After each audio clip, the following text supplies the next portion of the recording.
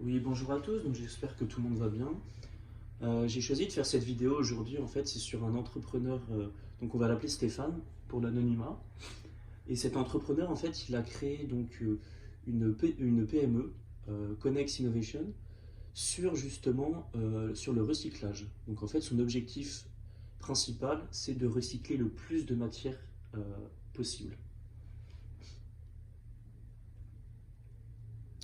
Donc, dans un premier temps, c'est une entreprise donc montréalaise spécialisée dans le recyclage et qui espère un jour être autosuffisante. Donc, tout d'abord, en fait, j'ai eu la chance d'avoir une entrevue et le témoignage justement de Stéphane. Ce rapport, c'est un petit peu l'interprétation de l'entrevue, donc en lien avec les notions théoriques du cours, pour comprendre un petit peu les défis auxquels l'entrepreneur a dû faire face durant la pandémie. Justement, l'entrevue, en fait, a été très pertinente pour ma part parce qu'on a pu établir le lien entre l'entrepreneur, son milieu, son projet. Donc ça, c'est vraiment des ressources clés afin d'identifier en fait les différents facteurs qui ont contribué à la pérennité de son projet dans cette période très sombre pour les PME. Donc en fait, l'entreprise, elle possède 2 salariés. Donc elle est toute récente, ça fait à peu près un an et demi. Donc, comme je l'ai dit précédemment, l'objectif est de contribuer au nettoyage de la planète, recyclage de différentes matières. Donc, pour l'instant, il recycle seulement le plastique. Donc, son secteur, c'est le secteur de l'environnement, recyclage, récupération, tri, traitement des déchets. C'est un secteur qui est, comme vous le savez, je pense, composé à 94% de PME. Et bien sûr, c'est un secteur qui est très dynamisé par la lutte contre le réchauffement climatique. Pourquoi j'ai choisi Stéphane? En fait, parce que c'est un jeune entrepreneur qui a concrétisé son projet il y a à peu près un an et demi. C'est une personne ambitieuse, motivée, très persévérante. Euh, et justement, il a eu avant une idée en fait de créer des chaises ergonomiques, mais il a vu en fait que ce marché était un petit peu trop fermé, trop compliqué à pénétrer. Du coup, il a préféré un petit peu s'orienter plus vers le recyclage. Et voilà, c'est ça. Parce qu'en fait, c'est un service qui propose aux particuliers comme aux entreprises de, euh, de créer des objets, que ce soit des objets de décoration, que ce soit des objets fonctionnels, mais 100% recyclés. Donc en fait, d'une part, ça permet à Stéphane de valoriser un petit peu son entreprise, et d'autre part, ça permet aux clients de valoriser la leur, tout simplement.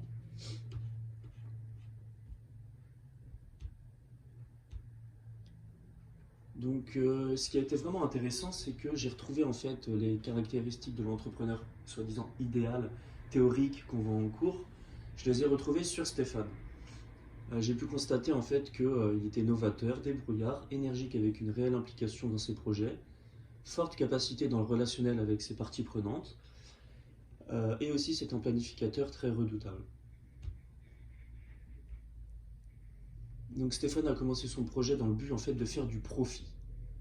Avant la pandémie, son objectif principal c'était de faire du profit. Aujourd'hui, il m'a vraiment expliqué en fait qu'il se battait pour une cause et une conviction.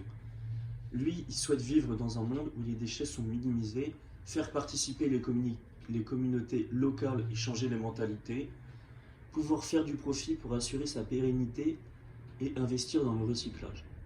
Donc en fait, il veut vraiment recycler tout ce qu'il peut recycler. Concernant l'environnement, on a vu que Montréal, c'est un environnement qui favorise les idées et les projets entrepreneuriaux. Donc les idées sur l'écologie, il y a énormément d'entreprises écologiques à Montréal. On le voit bien surtout au niveau du plateau et au niveau de Hochelaga. Donc Montréal, c'est une ville où les PME sont en expansion avec une forte tendance écologique. Stéphane a attiré aussi pas mal d'opportunités pendant la pandémie. Prise de conscience de son projet et changement de vision. Donc il est passé d'une vision sur le profit à une vision environnementale et durable. Le télétravail et l'utilisation des outils technologiques. Donc ça lui a permis vraiment une meilleure optimisation du temps, fréquence de contact et de supervision plus intense. Donc grâce à ces outils, il a pu vraiment moins se déplacer et être davantage dans le relationnel avec ses parties prenantes.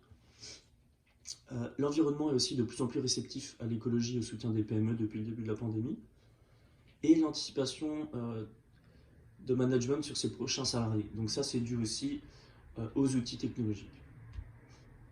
Les impacts négatifs liés à la Covid, tout simplement, ça a été le confinement très difficile pour Stéphane, la baisse de détermination sur son projet et la santé mentale très affectée.